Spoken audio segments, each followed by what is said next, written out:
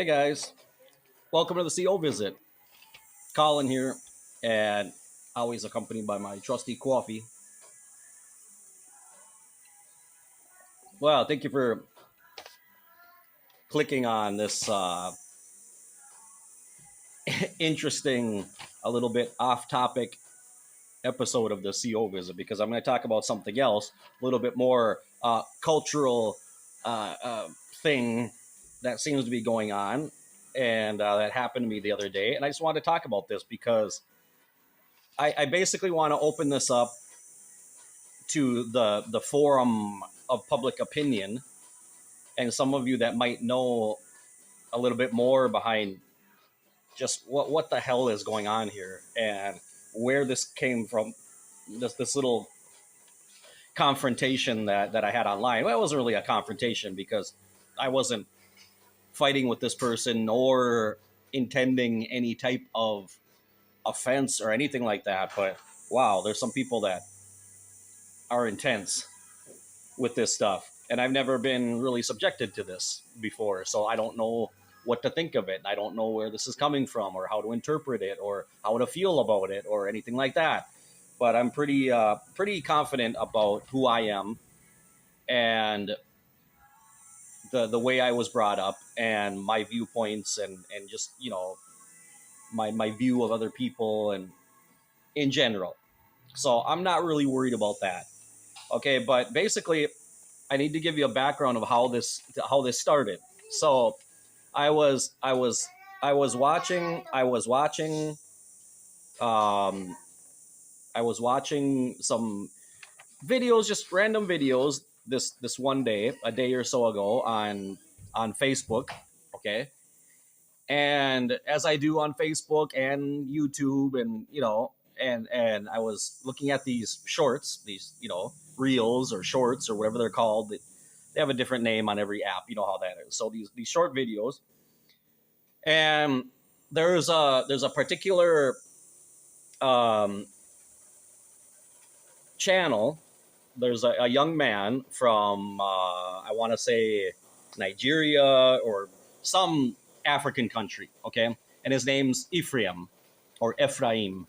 Okay, if you say it in Spanish, Ephraim, but Ephraim because his dad says that. So it's a comedy thing where it's this young man and he's always having these run-ins with his dad, and it's like there's videos about the Latin dad or a black dad or in this case it's the African dad, right? Your parents, how they act, like your old school parents, right? And so the dad, who's Dr. Abu, is always like yelling at Ephraim, right? He's yelling about him, he's criticizing him, and it's just funny. Okay, I like watching it. It makes me laugh. They're funny, and the things that he says are just off the wall.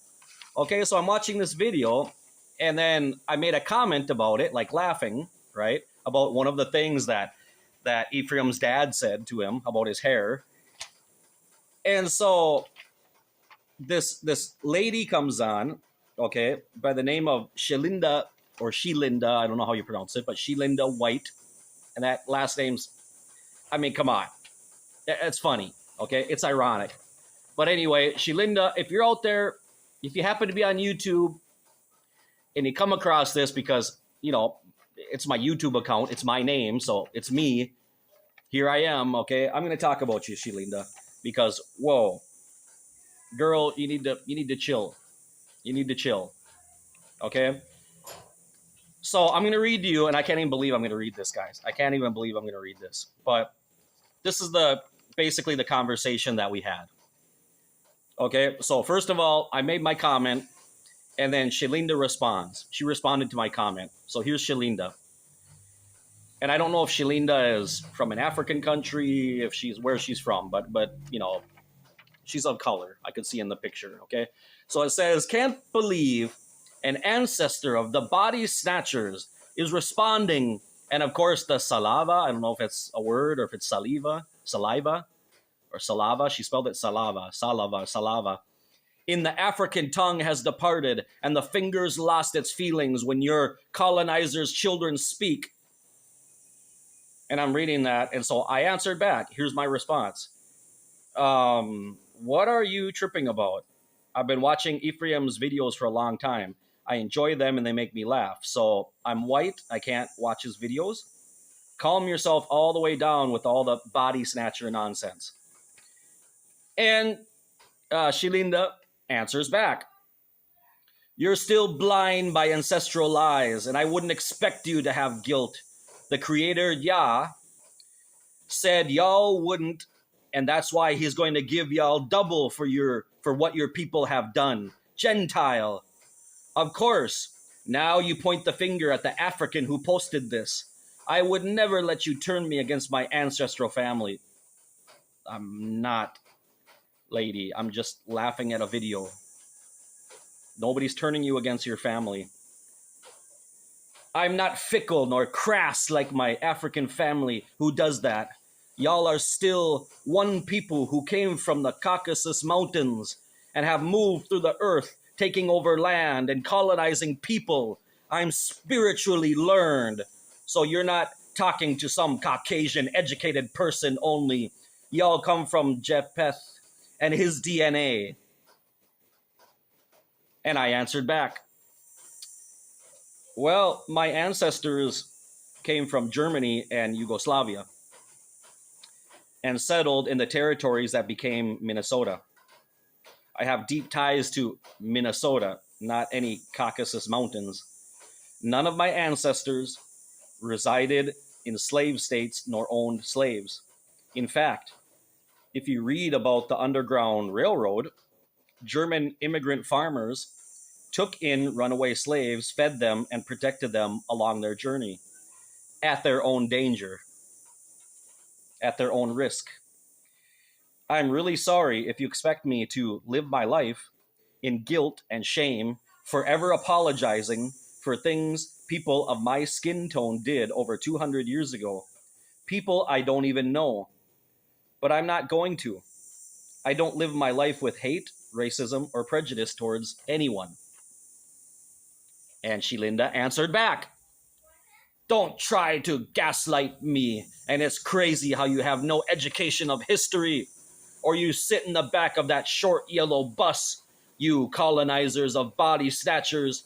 Don't tell people your ancestors have not stolen and made war with to destroy and mock our spiritual tools of beautiful patterns our people done in our hair to escape slavery.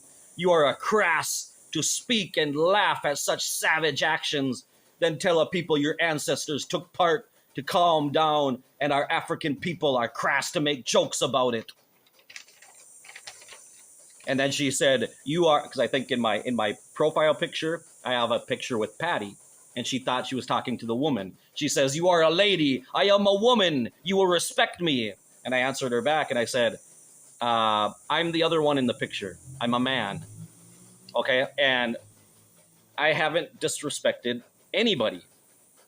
Okay, you're the one going off. You're the one calling me a body snatcher and ancestral colonizer, children of colonizer. You called me a Gentile out of like insult, right?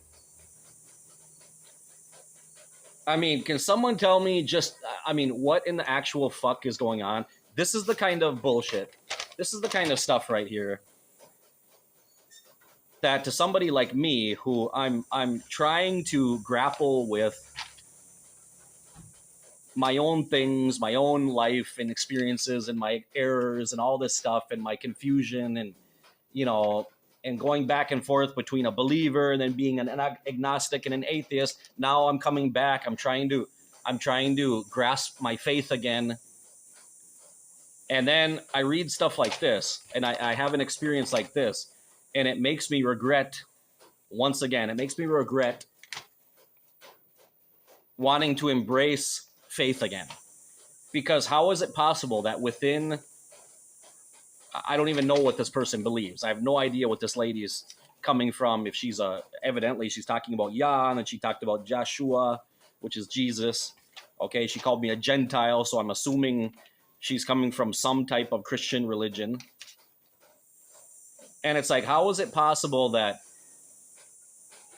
as Christians, both I and this lady exist on the same planet, and we both supposedly believe in the same God.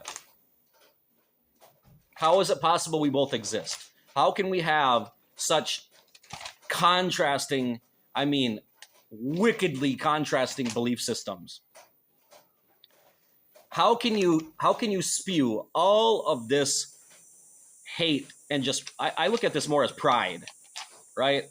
Like this national pride, this racial pride, and I'm gonna on this war path against any white people, and call me a Gentile, and God is going to give me double because of what my people did. And I sent her a message this morning, and I told her, wishing her a good morning, and I hope that she's having a blessed day. And I said, I can't stop thinking about that conversation that we had. Well, it was kind of one sided because I didn't say very much, but I keep thinking about it. And I said, you mentioned Joshua, which is Jesus, and I said, Joshua, the same Joshua that I think I believe in, who died on the cross. He died on the cross for Jews and Gentiles. Okay, so I'm a Gentile. That's fine, but he died for me so that I could gain repentance through grace, by grace, right? So why this condemning tone? Why are you condemning me when the Lord, our Lord and Savior, died for you, and he died for me? Okay, I mean, guys, when I was growing up, and my parents were good parents. I loved them both. They were very fair people. My parents are very fair, very just. They try to do the right thing. They try to be upright and righteous. And that's also what I see here is like over righteousness, zealot. Um, and I never grew up with any concept of racism. And I can also tell you that I didn't grow up around a whole lot of racial diversity in northern Minnesota. There isn't. There just isn't. So you can say, oh, but you didn't grow up around it. You'd be racist. No, because even so, I mean, there were, there were Native Americans around where I grew up, and there were some Hispanic people, and occasionally there was a black person. And then when I moved on with my life and went to other places and was exposed to much more racially diverse areas, that did not change my viewpoint at all or how I treat people. I never once in my life, I observed my parents, and my parents always treated everybody with kindness, with respect, with love. They could laugh with everybody. They, always treated people well, had people over to our house. And I never never had any conversations in my family about anything that was hateful or racist or anything like that, anything close to that. That was just not even in my vocabulary or my thought process at all. And I'll say this to the really a point in favor of my family as well. The only family I really had much contact was with my mother's family. My grandmother,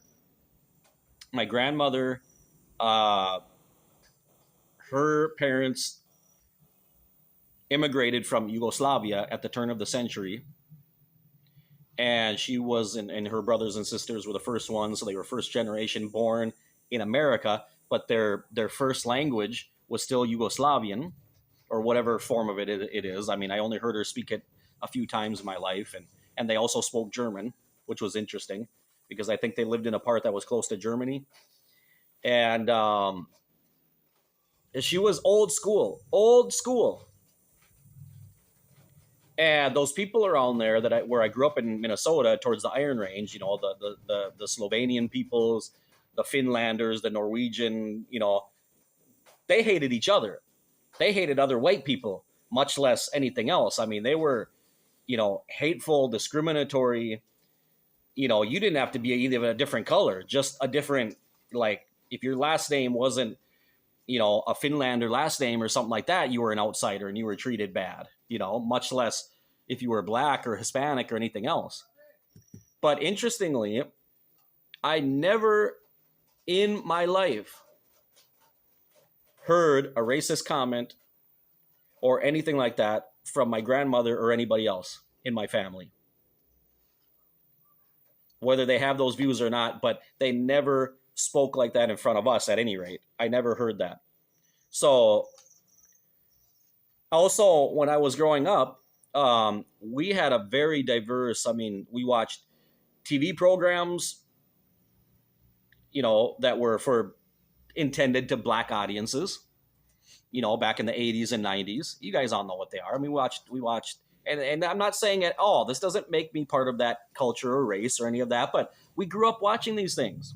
We watched everything. We listened to music. We watched on TV Fresh Prince of Bel-Air and Sanford and Son and all this stuff. And in the 90s, our favorite TV series on TV was In Living Color.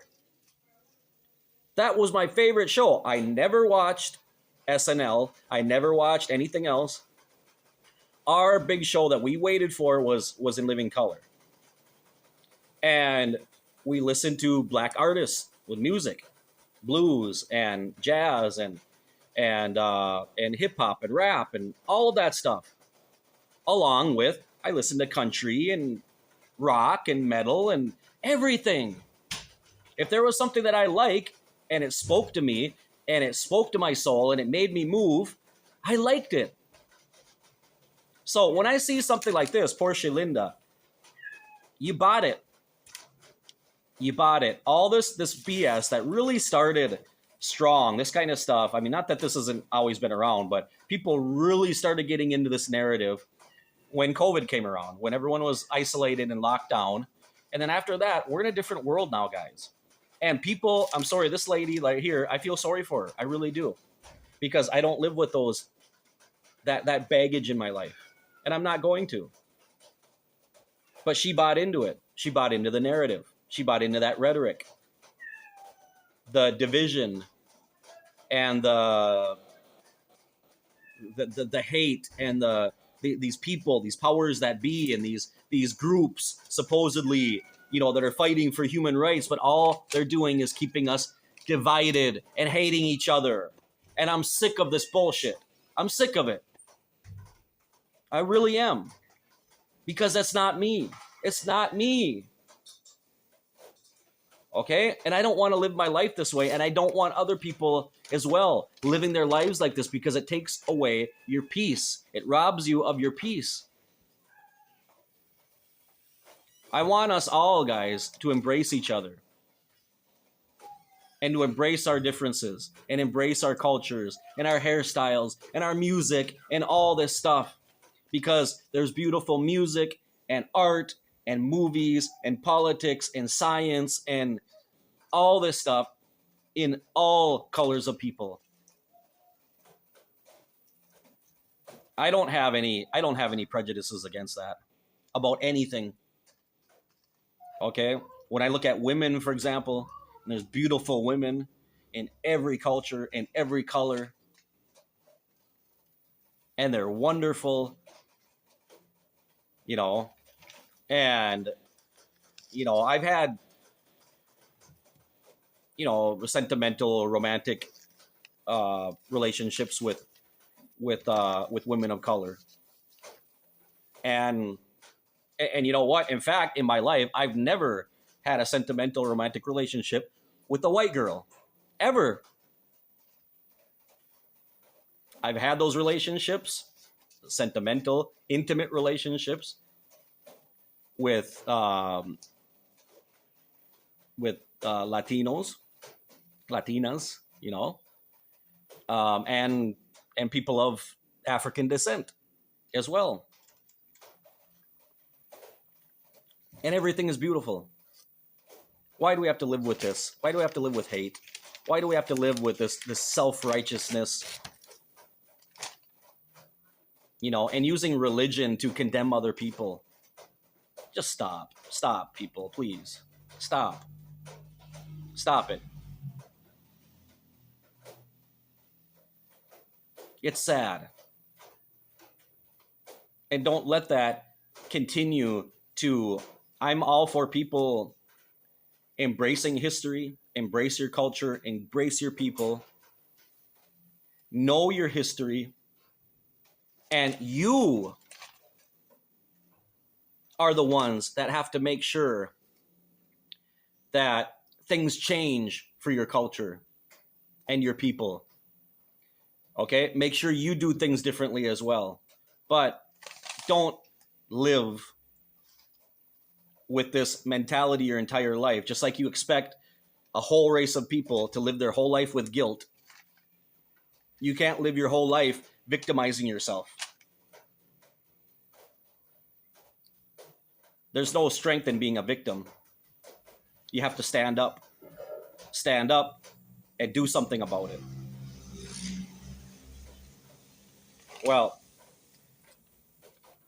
I really want you guys to open up, set the comment section ablaze.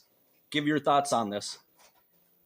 Give your point of view on this, especially people that are out there. If you're subscribed to this channel, if you are of African American descent or any African descent, or from the islands or Jamaica or anywhere, Africa, wherever you're from, I know a lot of you are out there. Okay, I've talked to you, and I would like you to weigh in as well. Weigh in on this. How do you feel about this? Because I know this is not an isolated thing, and you know that these divisions are out there. This divisiveness. What do you think about it? How do you feel about it? What is this? What impact does this have in your life? Let me know in the comment section, okay? And thanks for watching, guys. Support the CO Visit always. Like and subscribe if you haven't already. Okay? Become a member. The memberships are there. And I'm anxious and eager to see who will start that. Who will be the first one. Okay? And there's also the super chats and everything else. There's lots of ways to support the CO Visit. Be blessed, everyone, and I'll see you in the next one.